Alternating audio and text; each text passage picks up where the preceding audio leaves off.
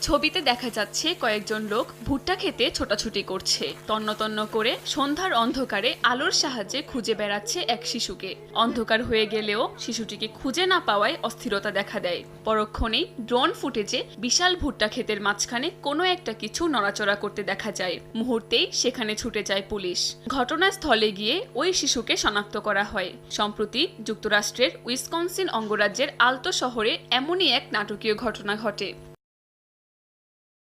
Thermal প্রযুক্তির অত্যাধুনিক drone ক্যামেরার সাহায্যে খুব সহজেই এই শিশুকে উদ্ধার করে পুলিশ। গত 25 আগস্ট ওই ঘটনা ঘটলেও শুক্রবার এর ভিডিও প্রকাশ করা হয়। অন্ধকারের মধ্যেও কোনো কিছুর অবস্থান নির্ণয়ে সক্ষম এই বিশেষ ড্রোন ব্যবহার করে স্থানীয় আইন প্রয়োগকারী সংস্থা। বিশাল ভুট্টা ক্ষেতের মধ্যে দ্রুততম সময়ে শিশুটির অবস্থান নির্ণয়ে সক্ষম হয় এই ড্রোনটি।